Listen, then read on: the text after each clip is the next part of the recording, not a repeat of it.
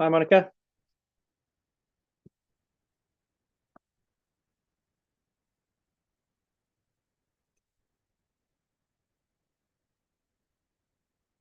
Hiya. Hi. Oh, that was slightly nervy. Oh, yeah. I was a little worried there. Are we going to spend the next 20 minutes trying to work out a technical problem? Thank It Are you? Oh, how's your Thanksgiving? was nice, thank you. Good. Were you working yesterday, or do you have Monday off as well? No, we have, so it's Thursday and Friday that we get off for Thanksgiving. We don't get the Monday off too. Just family stuff, was it? Or So we stayed, we're gonna go visit family for Christmas, and I just can't do the rental car and the drive. Like we live about a 4 hour drive from our families. So oh, fair enough. Um, comfortable with today? The questions and everything. I think so. Yeah. I mean, I'm not gonna have all the answers, but I'll talk through what we have. Yeah, I think. Yeah, I think. Yeah, I'm not expecting everyone to have the answers. At the end of the day, you're far along relative to other people. So I think any way you can just kind of talk us through what you've done and things you've sort of learnt along the way and how you're approaching it is absolute gold dust. You don't Okay. have to have cracked, nature. So I don't think anyone has. Yeah, quite difficult. The only question I would just say as an FYI, it says you can take 5 to 10 minutes here. I'll, I definitely don't have 10 minutes. I'm Yeah, aiming for more like five, just yeah, FYI. that's absolutely fine. I think like Rob can talk for Britain on all of this anyway. So Okay, perfect. I think it'll be a miracle if we ran short of, or whatever the opposite of a miracle is, if we ran short of time with all those questions. So we've got a couple of polls running that we can talk about. Hopefully, we'll get one or two questions from the audience. So I think, Okay, yeah, great. I think we should be fine. Um, well, I mean, unless you have any questions you want to ask me, obviously, technically, you're good. Everything looks great, sounds good. So if you wanted to sort of go off video and just potter with work or whatever you need to do for the next 15 minutes or so, then you're welcome to. Um, Okay, that hopefully sounds Rob good. will turn up. Um, and yeah, I'm just kind of sat here. So if you have a question, just shout out and I'll hear you. I've got to Okay. do a few notes of my own for the session, but apart from that, yeah, I think we're good to go. Okay, perfect. Well, I will go on mute and I'll be like listening. So if you need anything, just let me know. Yeah, But I'll just be likewise. looking at my talking points. Cool. All right. I'll speak Cool. to you soon. Thank you. Cheers. Bye.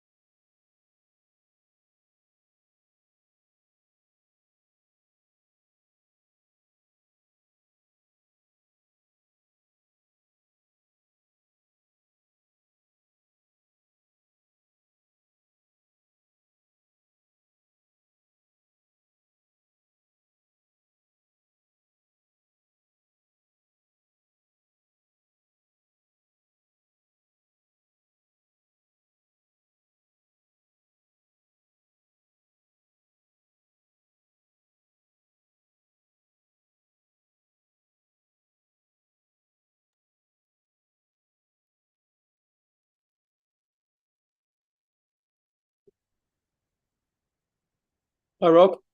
Hi. Bit of drama. Yeah, well, that's why we get online early, isn't it?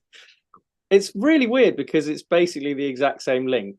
So I don't know what's actually happened. It must be the hyperlink. But anyway, we're all three of us are on. Monica's on and she's just pottering with camera off. There's Monica. Hi. So are you all good, Rob? You have any questions? Happy with the general structure, etc.? Yeah, Okay, that's brilliant. fine. How long's the session? It's an hour. We have time for questions. I can see there's quite a few people online, so hopefully we will get some. We've also got a couple of polls running as well. So I was just saying to Monica, I'd be amazed if we're kind of flapping around struggling to fill the time. That's on me. So so yeah, I'm sure it'll fly by. Good. So we're going live in about 13, 14 minutes. So as I said to Monica, if you've got stuff to do, feel free to just go on mute and camera off and All right. we can reconvene at 1:25, something like that. Super. Okay. All right. I'll see you guys in a bit. Bye.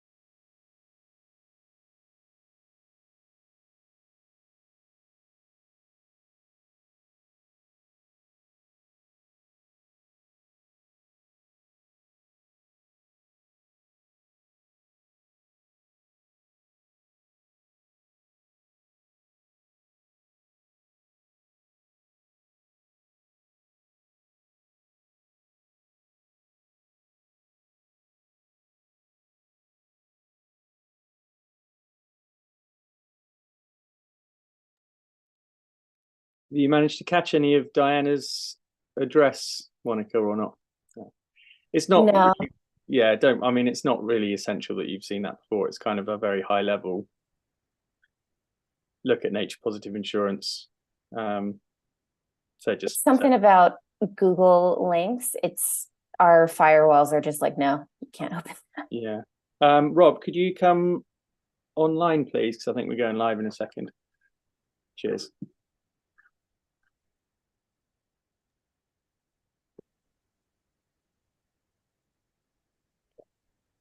The awkward bit where I just wait to get the green light now. I think we've got about a minute of pensive silence. And so are the polls going to be at the start of this session? And we can kind of speak to or address that through our talking points? Or Yeah, is it so, beforehand and you have the results already? So there's been a poll running in Diana's thing. And then we've got ones live while we're speaking. So which I can refer to. Great.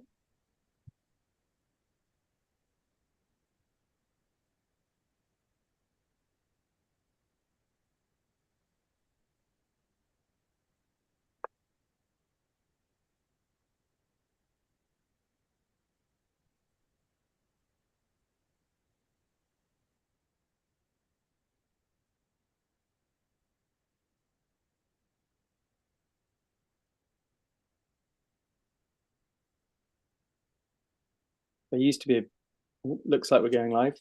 Okay, yeah, looks like we're live.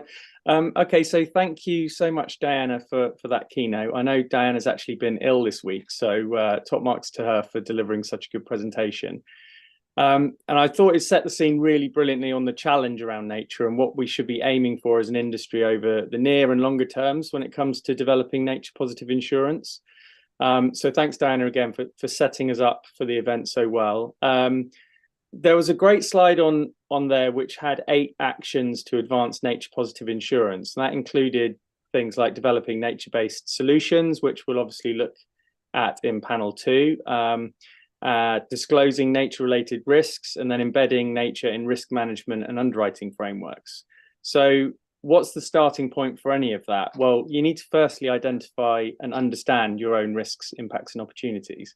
And that's what this panel is about. How do we get started on that process? So the session's called Leap into Nature, which is a not so subtle reference to the LEAP framework in TNFD, or the Task Force on Nature-Related Financial Disclosures.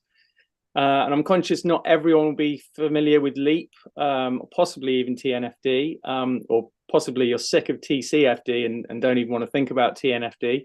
But LEAP stands for Locate, Evaluate, Assess, and Prepare. So essentially, it's conducting an assessment of your portfolios and developing an appropriate strategy to disclose, manage, and hopefully improve those nature risks and impacts. And the step before that is a guidance on a scoping process, which is essentially a very high-level assessment of where you think your biggest touch points with nature will be and how you're going to manage your resources to actually execute on a proper assessment. And it's fair to say that even the leading insurers in sustainability are still relatively near the start of that journey, and certainly no one's an expert on this yet. Many companies won't have started at all. Just looking at the poll we ran with Diana's keynote, I can see most people have started to think about nature. About a third have it as a high agenda item right now, and a couple of people haven't really got it on the radar yet. So that's kind of roughly in line with where we feel like the market is on this. Please do complete the polls we're going to be running in this panel. So if you don't know where that is, that's down in the live discussion box in the bottom right. And yeah, that will help us kind of get a sense of where you are on the specific risk assessment side of things. But I'm delighted to be joined by 2 people today who have done more than most in this space and who can hopefully share some learnings and ideas on how to get started. And we will have time for questions at the end as well. So again, please do pop any questions you have into the chat.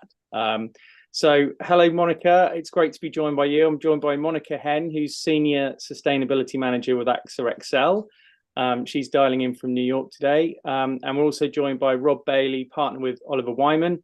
Rob focuses on climate and sustainability in insurance and asset management. And Oliver Wyman have been conducting a TNFD pilot with a group of insurers. So it'd be good to hear a little bit about that later on. But before we get into the nitty gritty on the risk assessment stuff, it's probably worth spending a few minutes talking at quite a high level about why insurers probably need to be developing a strategy around nature as soon as possible. So Rob, can you perhaps kick us off by giving us a bit of context on why nature is rising up the agenda for insurers, whether that's as a risk topic or reporting obligation or all of the above? Sure, and I think Diana did a very good job of explaining why this is a really important agenda. From an insurance perspective, it's really important because the businesses that insurers are investing in or insuring are very exposed to these nature-related risks, right? And so the estimates are something like 50% of global GDP is dependent on nature, but at the same time, we're degrading nature faster than ever.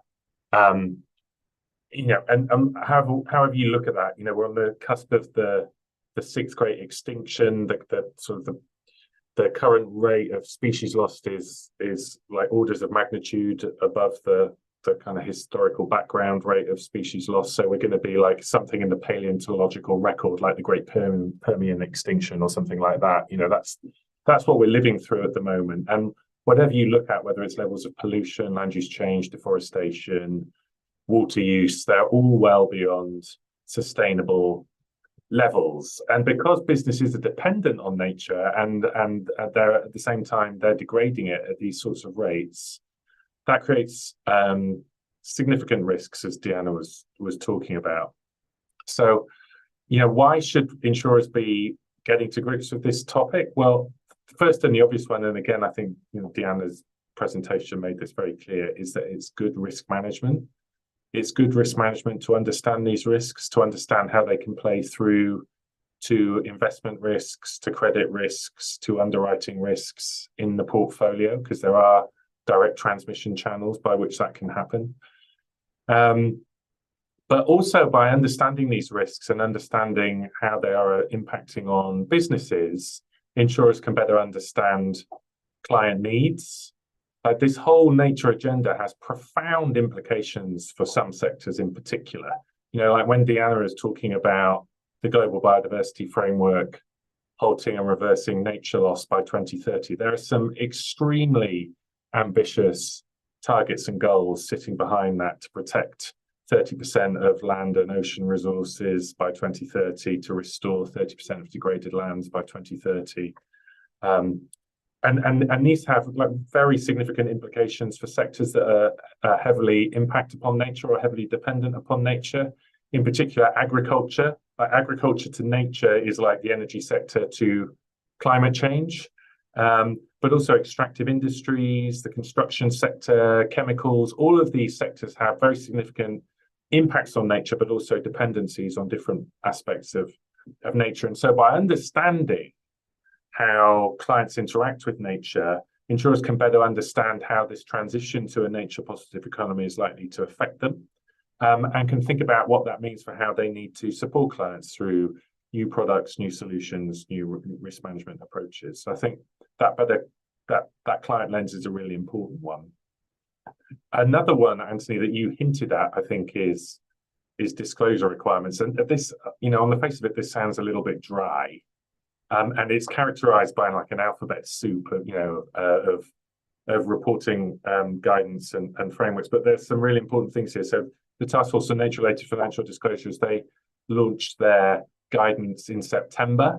And now there's going to be a big push to see more and more companies disclose according to those voluntary recommendations. But it's not just a voluntary disclosure agenda. So this has crept into the mandatory sphere as well, particularly for European insurers, where you have the Corporate Sustainability Reporting Directive, which will require mandatory disclosure of impacts, risks, and opportunities along a whole spectrum of sustainability issues, including nature, resources, biodiversity, water use, forests. All of these things will need to be included in those disclosures, and that will be in the audited financial statements. So again, in order to meet pretty proximate near-term mandatory disclosure requirements, a lot of insurers are going to need to get to grips with this agenda pretty quickly.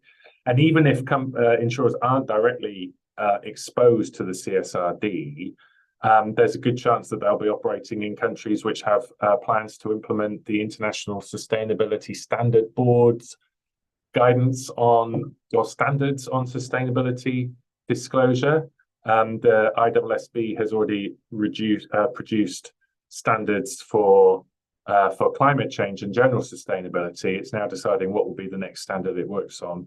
There's a non-trivial chance that it will be a nature biodiversity standard, and if it's not the next one, it will come at some point in the near future. So there's a big disclosure agenda emerging. And then the last one is financial regulators are starting to look at this now as well. So in Europe, we've seen the first prudential regulators start to think about incorporating nature into stress testing approaches. The Network for Greening the Financial System, a club of regulators, is set up a task force that's looking at integrating nature into macro and micro supervisory schemes. So a lot of financial institutions now can see the writing on the wall with this and realize that actually, if they're going to be able to meet forthcoming regulatory expectations, then they're going to need to get to grips with nature. So I think that's 4 pretty good reasons for getting going on this. Yeah, that's a brilliant intro, and thank you for focusing first on the compelling business case, which is always much more interesting than the dry stuff, as you put it. But that dry stuff is really important because it's a reality and it's coming, so people need to prepare. So I'll bring Monica in, because I know AXA XL appears to be one of the earlier movers on this. I know you don't have all the answers, but I know you've been working on it. Before you kind of get into telling us a bit more about what the processes you've been through, what are some of kind of the high level drivers and motivators for AXA XL and the AXA Group to be taking this seriously? Yeah, sure. Thanks, Anthony. Great to be here. So, AXA XL is part of AXA Group. And, AXA Group views the biodiversity challenge kind of as an extension of the climate efforts, really tying it in, because biodiversity loss, like Rob was saying, it really endangers different ecosystem services and poses risks to society and businesses, that we're working with, our clients that we're investing in, those types of companies. And at AXA XL, nature and biodiversity was identified in our latest materiality assessment for our 2023 to 2026 sustainability strategy. And so, we know that sustainability is at the, heart of a more resilient future. So we called that strategy the Roots of Resilience. And there's 3 major pillars. One of them is valuing nature, addressing climate change, and embedding sustainable practices across our operations. And, looking at nature, it's the first time that we've had it be like a major pillar of a sustainability strategy for us, but we've been looking at nature for a while because we've definitely recognized the importance that it has on our business. And so to start with that, we were really looking at coastal ecosystems years ago.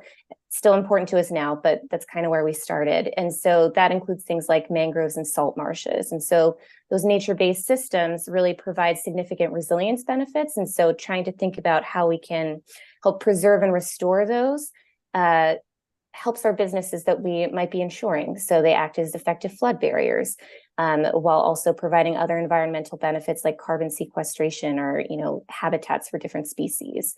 And then, after working in that space for a little bit, we also expanded into freshwater a few years ago, because we saw that as kind of an underappreciated risks for a lot of our clients. There's a lot of businesses that kind of depend on water, but maybe aren't thinking so much about water and how they depend on it or how they might impact it. And water is really a primary medium for how we might feel climate change. It's really interconnected, whether that's too much water through flooding, hurricanes, other things like that, or too little water through drought. And so, that has impacts on industries that we insure in a lot of different ways that we've been trying to think about. So some of our industries are going to depend on water to transport their materials. Some are going to depend on it for different manufacturing processes and development of their materials, all sorts of other things. And so if you're interested in water specifically, I will say that we do have a report on our website, the Water Risks Insights Report. So if you're interested in that, please check it out. But, as part of the Roots of Resilience strategy, we really wanted to be more holistic, go across the board, take a look not just at specific ecosystems that could be impacted, but how are we impacting nature and biodiversity as a whole? What is the entire spectrum of our impacts? And so this year, as part of the strategy, we're going to be looking across our portfolio of products and services to create a nature baseline, essentially, which will look sort of like a heat map of our impacts and dependencies. And then we're going to use that as a framework to help us prioritize and guide us towards integrating nature and biodiversity into our business. So, like you were saying, we're not even done with this baselining work. We've gotten pretty deep into it, but we don't have the final results yet. But, we're excited to see where this could take us and see how we can use this information to kind of, like you were saying, embed nature into risk frameworks as like an ultimate goal.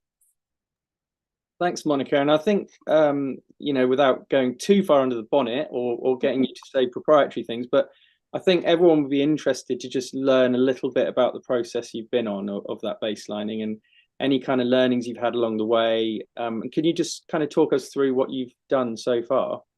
Yeah, absolutely. So we started with quite a large data set. We kind of went around trying to collect all these different data points, what was going to be useful, what was not going to be useful.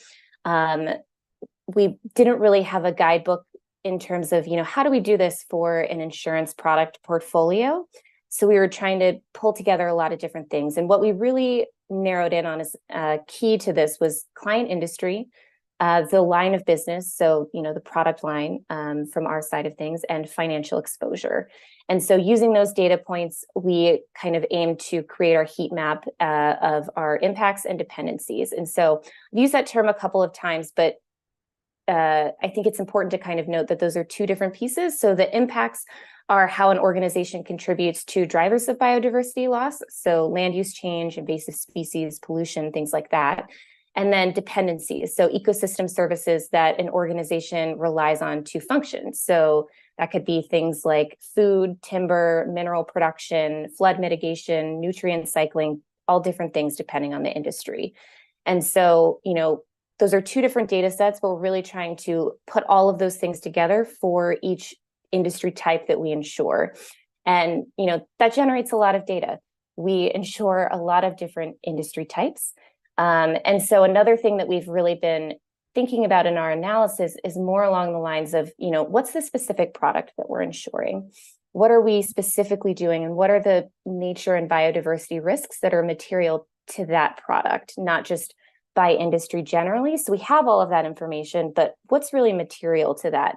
And so when we eventually start thinking about engagement with clients, we have an understanding of what's really material to the work that we're actually doing with them and not just generally.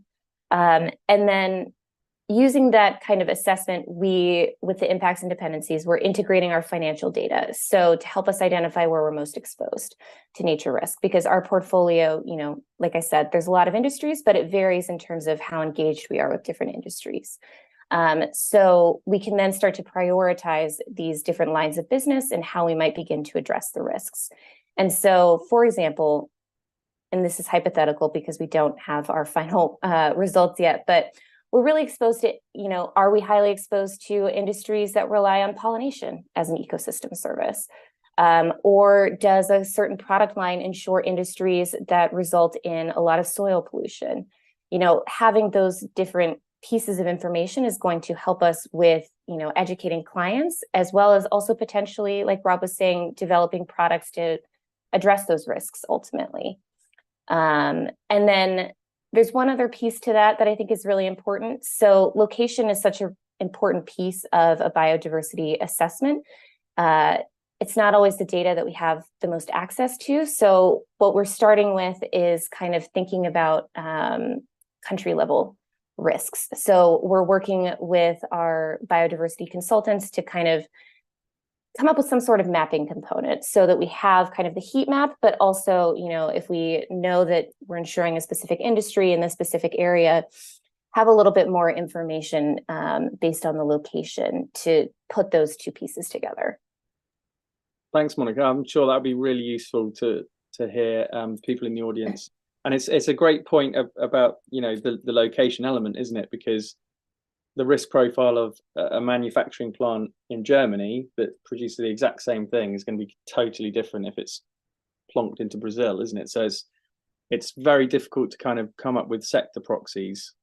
I'll bring Rob in at this point because obviously you've been working with insurers on this. So it'd be great to hear a bit about your TNFD pilot and any insights you've got into how that experience has been for insurers so far.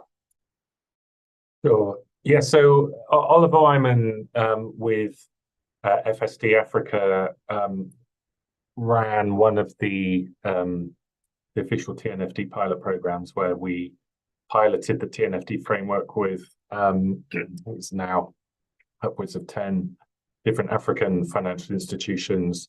As the framework actually developed over the course of last year, we sort of tested and learned and fed back into the TNFD as we went in order to help develop the final guidance, and we're still actually now kind of in a kind of an implementation phase of that piloting now that the guidance has emerged.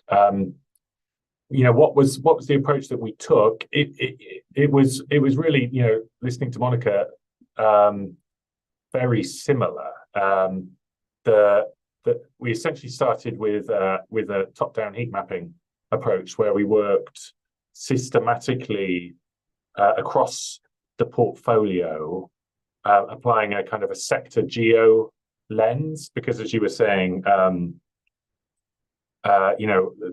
nature, risk and impacts and dependencies are highly kind of location specific, right? What might be bad for water scarcity, a farming practice that might be bad for water scarcity in an arid region might be entirely sustainable in a region with high rainfall and a high water table. So you really have to understand not just what the sector and what the activity is, but also where it's happening and what the implications of that are. So we worked systematically through the portfolio to identify impacts and dependencies and extrapolate those to understand what the physical and transition risks associated with them are by sector and geography. And to do that, we used a lot of publicly available data and also dedicated tools that have been developed and are publicly available for these sorts of exercises. So in particular, WWF has a tool. There's the IBAT tool for biodiversity. The Encore tool, I think, is one that's very widely used by financial institutions in our experience, and that we also used. Once you've done that heat map, you can then apply exposure data. So we like to apply the exposure data after we've done the kind of the basic understanding of risks, because it's still useful to know what the kind of the inherent riskiness of certain types of activity are, even independently of actually how much underwriting exposure you've got with them. It's useful to have that kind of inherent risk view. Overlay the exposure data. You can then overlay a product lens as well, like Monica was talking about, because I think certainly in the kind of the corporate and specialty world, it's not necessarily the case that all lines of business are equal in terms of their nature, risks and impacts. And you can think property damage, BI, is going to be quite different potentially from a workers' compensation product in terms of the kind of its ability to potentially support and enable activities that have an impact on nature. So that's basically how we got to the heat map. The next step that we did was then to look at the opportunities as well, and for that the key impact was the sector geography heat map. So that allowed us to run a series of workshops with the business units, where we explored what are the risks and the impacts that your clients are having in these sectors that they're facing, and what's the role that the insurer can play in order to address those needs and support the clients on a nature positive transition. To do that as well, you need to kind of have an understanding of what nature positive transition looks like for that sector. Like, what are going to be the key transformations that are required? Is it going to be a lot about increasing resource efficiency and water use? Is it going to be about reducing pollution? Is it going to be about increasing circularity and new business models in that respect? And you know, we came up with a sort of a view of what were the most interesting opportunities. There was a lot in there about sustainable agriculture, blue carbon and mangroves was something that came through a lot from memory. One insurer saw flood insurance in a particular region as a key product. So that gave us the kind of the overall risk and the opportunity side view. And then the next step is to kind of build that into a roadmap for disclosure, right? Because what the TNFD prescribes is not just a risk assessment approach. It actually is a disclosure, it's a piece of disclosure guidance. And what they want insurers and other companies to do is start to disclose details about the risks and opportunities under these kind of 4 pillars of disclosure: strategy, metrics and targets, governance, and risk management. And if those sound familiar, that's probably a good thing, because they're exactly the same 4 pillars of disclosure that the TCFD originally came up with, and are also inherent in the ISSB's guidance for sustainability related disclosures. So the idea is that ultimately that there should be a kind of a convergence around these 4 pillars for sustainability related risk disclosures, and nature and climate and potentially other sustainability risks will all kind of fall under this framework. So the last step in the process was to develop a roadmap and understand, you know, what could be the right disclosures to fall under those 4 different pillars. Brilliant, thanks, Rob. I should probably address, in case anyone's concerned, that I'm having a heart attack, that I've cranked my radiator up very high, and I now look like a beetroot. So don't worry about me, I'm okay. I think it's probably worth mentioning at this point, just looking at the poll, quite an interesting snapshot, just showing no one has actually said that they've attempted to start the LEAP process yet, and only 22% said it's on the to-do list. So it just sort of illustrates that the market generally is right at the start of the process. So thanks for the input on the process you've been through. I think that's really useful. Just looking at the other poll we've got running. So more people have started to think about nature, at least. And the biggest answer has been that 50% of people have been talking informally about where they think their key risks and impacts are. And a quarter have started the scoping process, but a quarter haven't looked into this at all. So I think that is probably roughly where we expected, I think, the market to be. Rob, do you think, might be putting you on the spot a bit here, but what do you think are some of the key challenges for insurers in this process from what you've seen in the pilot? I mean, there's a lot of moving parts to it. Where do you think the sort of key blind spots or challenges are? And obviously, if you have any learnings that you can share to help people get past them, that would be brilliant as well. Yeah, I think there's a couple of kind of meta barriers, if you like, before you kind of get into the technical and operational ones. From our experience working with financial institutions and talking to clients in the space, there are some insurers that haven't established the business case for nature related risks yet. So there's not necessarily an institutional view that nature related risks are material on a relatively near-term timescale. So it's something, you know, it's something that's going to bite in 10, 20 years. Now, if you look at the Global Biodiversity Framework and the goal of halting and reversing biodiversity loss by 2030, if that goal is actually going to be cascaded down into national policies and regulations, which is the objective of the global agreement, then that implies a very significant amount of near-term transition risk. And as Deanna already presented earlier on, a lot of nature-related risks are already biting in terms of, water scarcity, but also increasing frequency and severity of natural disasters, which, that kind of upward trend is arguably being driven more by climate change, but the disasters themselves are nature-related disasters. So I think actually it's probably a little bit short-sighted to think that these risks aren't material yet, and that insurers probably haven't done the requisite thinking on that particular question. But it's definitely something I hear. I think as well there's a bit of an issue of commitment fatigue among financial institutions and companies in the real economy. There was a big rush of net zero target setting and commitment setting in the run-up to COP26, but since then, some of the gas has come off a little bit in that sense. There's been, sort of climate and sustainability topics have become a sort of football in the culture wars to an extent.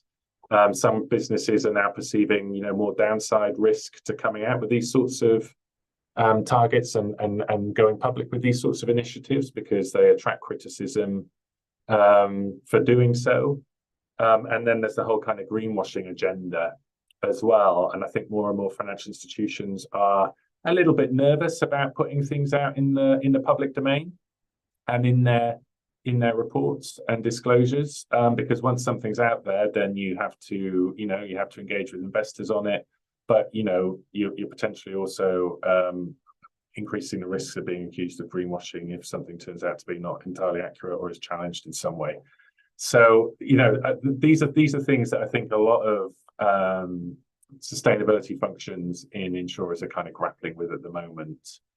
Like in terms of like the specific operational challenges of getting on with this, one is quite simple, like capacity and expertise. Like a lot of insurers are still grappling with properly implementing climate change and pushing that down into product development and business strategy and underwriting strategy and integrating it fully into risk management. You've got other things like CSRD for European insurers is taking up a huge amount of time and bandwidth, ISSB coming as well. And it's falling on the same teams. Like nature is like another thing that comes on top of the same people trying to do all of this other stuff. So I think a lot of insurers probably have it on the to-do list, but haven't quite got the bandwidth and the capacity to really do it justice at the moment. So I think that's a challenge. And then technically, I think the biggest challenge that clients have been grappling with, and this is something that Monica hinted at in her earlier remarks, is the kind of the hyperlocal nature of nature. So, to really understand nature-related risks and impacts, it's not enough to understand what the company is and what sector it's in, and even like where its kind of, head office is. You need to understand what its actual physical asset footprint looks like. What types of assets are located where, and how are they interacting and interfacing with nature? And really, ideally, for a lot of sectors, you wouldn't just have that view for owned assets, you'd have that view for their supply chains as well. Like if you think about a lot of manufacturing, fast-moving consumer goods, food and beverage companies, like their nature-related impacts and dependencies are all in the supply chain. It's not so much in their direct operations. So getting that view is quite challenging, and insurers have a bit of an advantage relative to banks sometimes on this because they're often doing site level, asset level property insurance, and so they have data to begin with on owned assets at least. But that supply chain view can be hard to grasp. You've raised the spectre of Scope 3 nature risk, which is a truly terrifying prospect. Yeah. So, Monica, I was just going to ask you a bit more about the data approach for you at AXA XL. Was there data that you could kind of leverage from inside the organization already? How much were you kind of relying on external data, and how did you sort of manage that process? Yeah, so I think it was really a lot about combining data sets. So we had all of the internal information that we needed that we could pull. But it was really about combining it with different nature and biodiversity data sets. So some of the ones that Rob talked about, it was great hearing kind of his experience working with those different companies to, see that there's some alignment there, that this kind of process we came up with seems to be, similar to others. So that's good. And I think it's really just about how those nature and biodiversity data sets overlap with our insured assets. So what Rob was talking about in terms of the location, like a lot of that information is in mapping. And so we have an initial starting point on that, but we have a lot more analysis that we can be doing in the future around different GIS data sets. Like, how do these things look together? I think that's going to be kind of our next steps.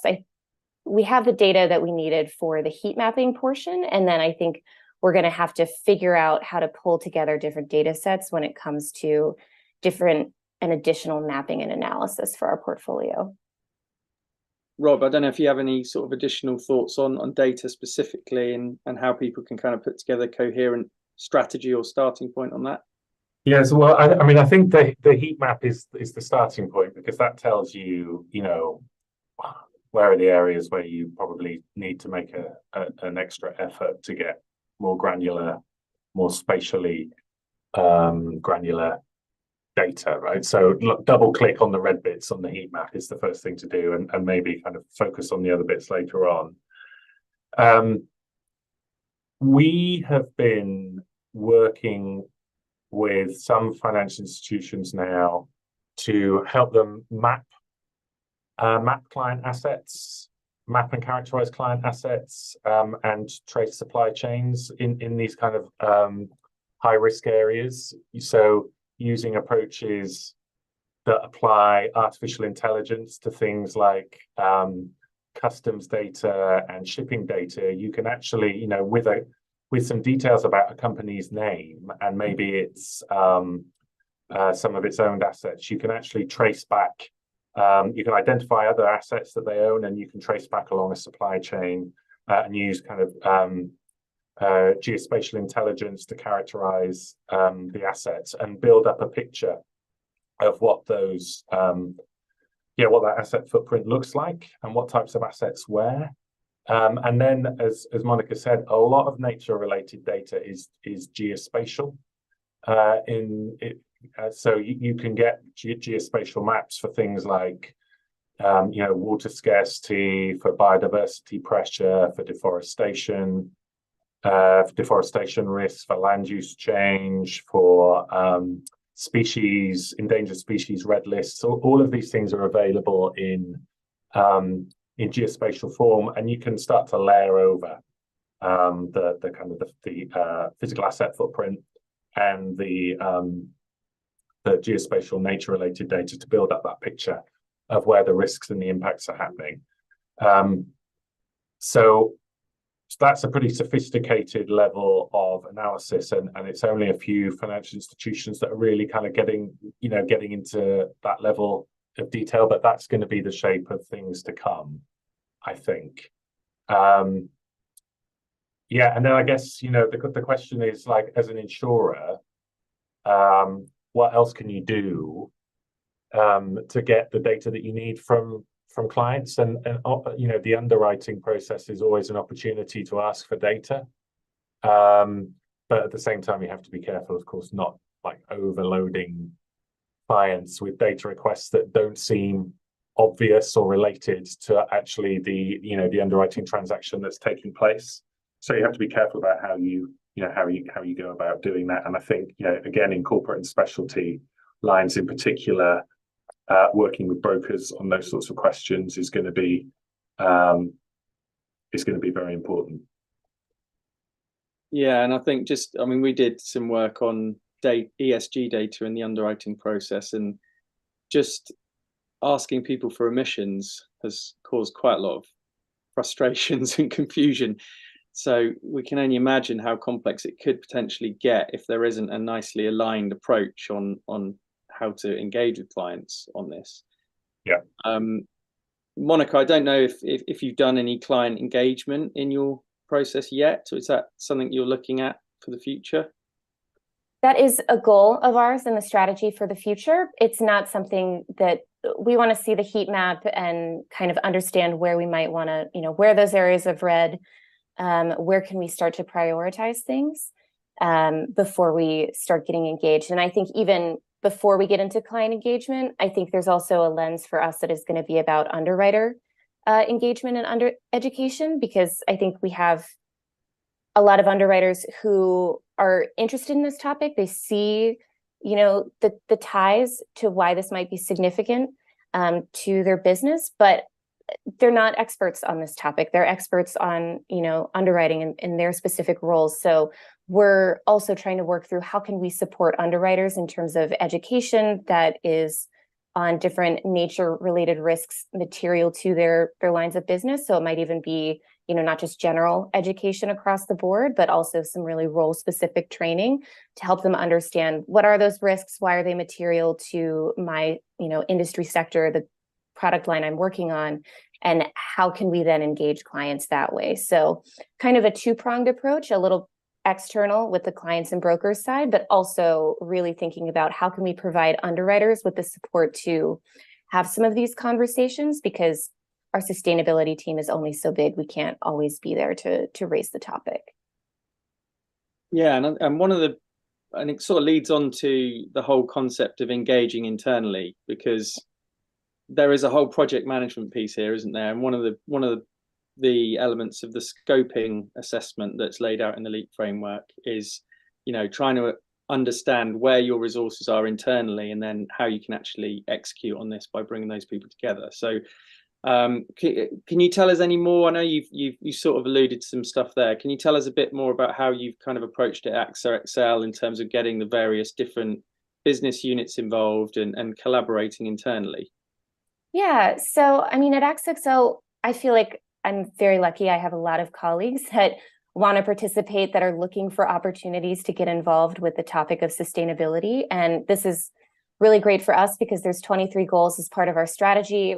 The sustainability team alone can't accomplish all of them. We need a lot of collaboration and support from across the business to do that. And so for this nature baseline work, just across the board from the start of this project, we've really had a lot of colleague engagement.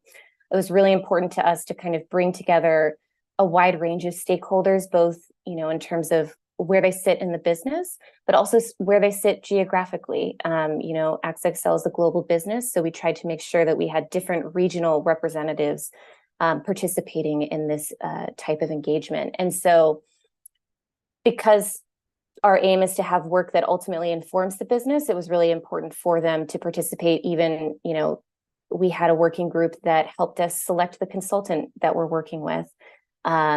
We hosted a workshop last month to talk through some of the initial findings of our heat mapping assessment with a group of underwriters to kind of have them take a look at our proposed methodology, get their feedback on what the results had been so far and how they think the data could be used. And then it also helped us not just kind of look at what we've currently been doing, but help us understand what kind of additional analysis do they think would be beneficial to them? What challenges do they see in integrating this type of data, or, just adding this data into the list of other things that they do during the day? So that was really, really helpful. And then it also helped us outline kind of key stakeholders that, we hadn't necessarily engaged. So kind of just continuing to broaden that circle of engagement and how we could continue to share this topic and identifying potential levers. And then I would also just say, we're not just looking at how to integrate nature into the business. I think it's really important to us that we raise awareness generally amongst our colleagues around why nature is important. And so we've also implemented a backyard biodiversity program for that kind of has a number of different kind of guidance, not frameworks necessarily, but kind of a how-to guide for thinking about pollinators in, every region that we operate in. So every country that we work in, we have some sort of pollinator guide for our colleagues. And we had an internal webinar as part of Climate Week this year specifically around this program, and it had really great colleague engagement and feedback and kind of conversation in the chat. And so I think we want to tackle it through the business. And I know we're talking about how, we can do that through the business, but I think also providing them other opportunities to just understand nature a little bit better and get more engaged on the topic has also been really beneficial in kind of helping them bring them along into this conversation. Brilliant, thank you. And I know it's a bit difficult at this stage to look too far into the future, but obviously with your sort of longer term goal of embedding this into the underwriting process, what steps are you going to have to take next? Obviously, you're still finalizing the data for your baseline. You're doing this engagement stuff with the underwriters, which is obviously a crucial step. What are kind of the next steps after that, do you think, in terms of actually bringing this into business as usual? Yeah, I think the next two pieces are something that I've kind of hinted at. So one, not just engaging the underwriters, but educating them broadly in role-specific training. And then I think the other big piece is just engaging more with clients and with brokers as well to kind of help them understand their risks, but also help us understand how we can be supporting them. Is this through different, insurance products? Is this through risk engineering? Like, what are our specific opportunities to support clients on that topic? Where do they see sticking points once they, kind of better understand the topic? And then I think we'll be able to move more into integrating it into the risk framework. So I think there's a lot of engagement and education that we'll hopefully be doing over the next year or two. And also, trying to work on both at the same time. But I think we really need to understand a little bit better our clients' needs. Brilliant. And Rob, I mean, I don't want you to go over old ground if Monica has laid it out, but obviously with your consulting hat on, what would you say if you could sort of bullet point out a few first steps? We've established that not many people are very far down the line on this. So what are kind of the first steps companies need to take to get moving? Firstly, setting a sort of broad agenda around nature and a strategy, and then bring it into practicality. Yeah. I think like that agenda question is really important, actually, Anthony. And this isn't really specific to nature, the point I'm going to make, but I think it's a general point about sustainability, which is that a lot of insurers have started to work on these different topics of sustainability in a slightly reactive way. So we start to work on this because investors are asking us to do it, or we're starting to work on this because there's a bit of regulation coming, or there's a new guidance framework that's come out, or we're expected to set a target now. But the risk of sort of being reactive with these topics is that you end up with quite a kind of a piecemeal, fragmented, not necessarily fully coherent overall sustainability strategy. That's not necessarily rooted in what your real kind of footprint looks like. So we did a survey recently of European insurers preparing for the Corporate Sustainability Reporting Directive, where we asked them which sustainability topics had come out most important in their own materiality assessments, their double materiality assessments, if you want to get technical about it, and what topics did they have in their kind of strategy and commitments. And what we found was that there was quite a big disconnect between those two things, which is a problem, right? Because if you're an insurer and you've undertaken this double materiality assessment for regulatory purposes, and that has to inform your disclosures of what's material, and what you're saying is material is not the same thing as you're prioritizing in your strategy, then that's not an externally consistent position to have with regulators and with stakeholders.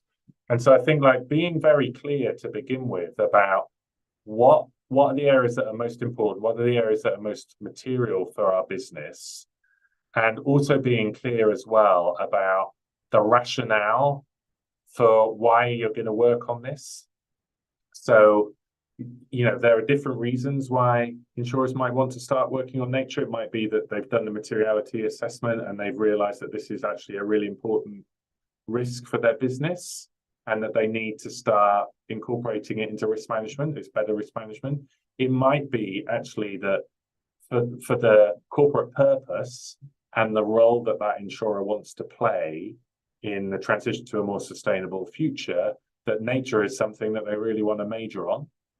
It might be that it's that there's a kind of a regulatory agenda associated with it. It might be that they see particular commercial opportunity associated with the nature agenda. I've spoken to insurers that actually think that nature is going to have more traction with personal lines customers than climate change does, because nature is a kind of a more tangible, visceral thing that people connect to more easily. So being clear about why you're doing this, I think, is almost as important as understanding where the material risks and opportunities are within the portfolio, because ultimately that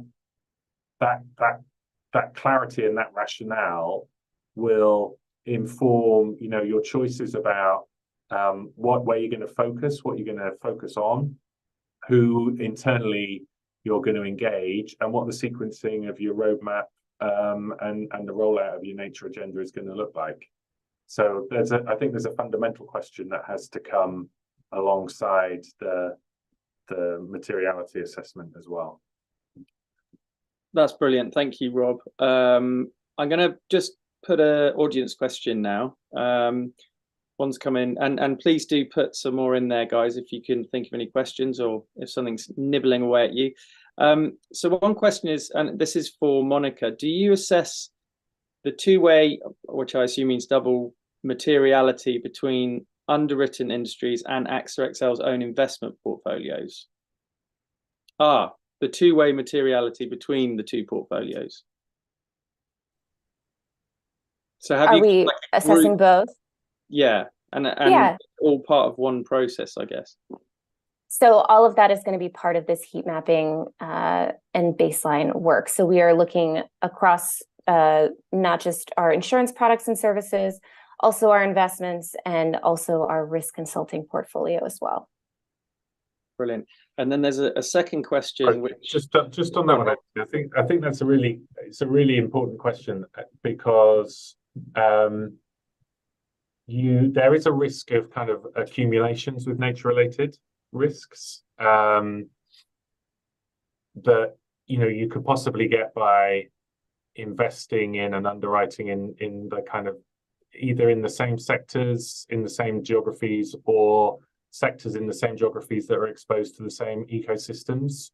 So you could imagine that you're insuring agriculture in a river basin and investing in industrials that depend on the same river basin. And if that river basin has like a significant flood or a significant drought, then you've got that. You're going to be hit on both sides, right? And so there's always a challenge with these things of kind of being able to see past the actual financial exposures to the underlying ecosystems to actually properly understand your risk concentrations, and that can be doubly hard to do if you've got exposure on the investment and the underwriting side. I think that's important. The other thing that we've seen insurers doing is thinking how they can use their investment capabilities and their underwriting capabilities to really kind of supercharge nature-based solutions and nature-based restoration, because there are, you can invest in these sorts of things, but you can also incentivize the investment by pricing the risk reduction to the point that Monica was making earlier. A lot of these ecosystems have a risk reduction benefit, like flood risk reduction, for example, that can be priced into an insurance contract and used to kind of recover some of the investment over time. So again, I think there are opportunities to think across the balance sheet on both the risk and the commercial opportunity side. Yeah, and thank you for teeing up our next panel quite nicely there, Rob, as well, which is all around nature-based solutions. So the second question was, I guess it's a sort of high-level thought, really. It's if we want significant change and to support the right industries, do we need to get beyond historic loss ratios and start to price insurance and reinsurance based on expected impact on future risk. Rob? So there's a lot of good reasons from a transition perspective why historic loss data is not ideal, right? So first of all, because history is not necessarily a good indication of what's to come. And you know, I mean, that's most obvious with climate change, where, you know, the weather has changed a lot, right? And so the further and further you go back in time, which is insurers like to do in order to get more confidence about the tail of the distribution, like the less and less like the current climate you get, let alone the future climate. But it's also, you know, there's also an argument that that's going to be the case for a lot of nature-related risks as well, because we're approaching kind of critical tipping points, local and kind of global, in a lot of these areas, right? And so the way that ecosystems behave in the future may be very different to how they, you know, how they've behaved historically. And I think the other challenge with historical loss data, you know, just from a kind of a product pricing perspective, is, you know, when you're trying to develop new technologies to deal with these things, or new business models, you know, historical loss data is often like a challenge for insurers. You know, it makes it harder to price these things, and can result in a lot of conservatism. So, and again, we've seen this with climate change, with a lot of new technologies, and there's no reason to suppose that it will be different with nature, particularly with like very disruptive transformational business models like circular economy and things like that. So I think there is going to have to be a little bit of you know, a bit more of a kind of a risk-taking approach from insurers, that or those insurers that want to win in this space and gain market share quickly will probably need to, you know, invest in you know, kind of really getting to grips with these new technologies and these new sectors to better understand them, so that they're less reliant on historical loss data. And I think we'll see kind of a bigger emphasis on developing sort of risk engineering teams, advisory teams that, you know, like properly understand some of the stuff that's going to happen. And there'll be a lot of emphasis on scarce underwriting talent. You know, the underwriters that like properly understand these technologies and these new business models will be in short supply to begin with. I know you're one step kind of removed from the underwriting, Monica, but I don't know if you had any additional thoughts on that. No, it's a question that is quite interesting to me, and I look forward to asking, you know, someone with more expertise on pricing at AXA. I'm sure your PR department was delighted at your answer there as well. I'm sure there's some trembling comms people in the audience. Very diplomatically handled. I just had one more question for you, actually, Monica. We've just got a few minutes left. Just sort of bringing this back together. Obviously, everyone's at the start of the process from what we can see. So if you're kind of sitting down, you had to give a couple of tidbits of advice on what, you know, what you've learned so far, your experience, things to do or not to do, where to get started, what would your advice be? Yeah, so I think there's a few points that I would highlight. One is to, you know, be flexible at the start of this process and gather a lot of data. You know, we started with a certain data set and we thought, oh, this data set is going to be great. We'll feed it in, you know, to these different tools that are assessing our data. It'll be fine. And then we were like, well, maybe we need a little bit more data. And so I think, you know, just having as much data as you think you might need and then putting that through and kind of taking a look. You don't want to get data overload, I recognize, but, you know, don't just think, well, I definitely only need this data, because we had to keep going back to the drawing board on, you know, maybe we need a little bit more information. So think about that. Make sure to get feedback from the business and other stakeholders as soon as you can, really. I mean, I'm not going to be the one that can implement this in an underwriting sphere. We need the business to be on board as a sustainability team. And so getting their feedback, ideas for how this could be utilized, what is most valuable to them, what is least valuable to them, it's all been really important in feeding this process. I I think really think about materiality. Just, you know, what is materiality to you as your company, and then what is material to the industries that you're insuring. Materiality is just a really important topic, I think, to keep it top of mind. And then I think the final piece, just try and identify any examples from the business as soon as possible. So I think that's just been really helpful for us from a communication standpoint to point to what's possible, what can be done, why is this a business imperative? So where are those examples within your business, and how can you kind of highlight those to other underwriters to help them understand, oh, this is what's possible, this is what could be done in my industry, or, you know, we could tweak this or do this somewhere else. So really finding those examples can help bring something to life and just bring more people on board with the process. Brilliant. That's fantastic. Thank you so much for your input today, Monica. It's been, I'm sure, really useful to hear what AXA XL has been doing on this. Thank you also, Rob. Fascinating work with the TNFD pilot, and as always, brilliant advice, concisely communicated. So thank you both. Really appreciate it. We've just got less than a minute left, so I will wrap it up here. Possibly time to grab yourself a water, but not a tea, before you move on to the next panel. So Anthony Bice of Oliver Wyman is moderating that session. As we've alluded to, that's all around nature-based solutions. So picking up on the opportunities that have been unearthed in your heat mapping exercise, and then actually moving forward with them into something that has a positive impact on nature. So if you have any questions, please feel free to reach out to me. I can put you in touch with the speakers, and we've put lots of resources on the platform which will help you get started on this process. So I will wrap up now. Thank you again, Monica and Rob, and over to you, Anthony. Thank you.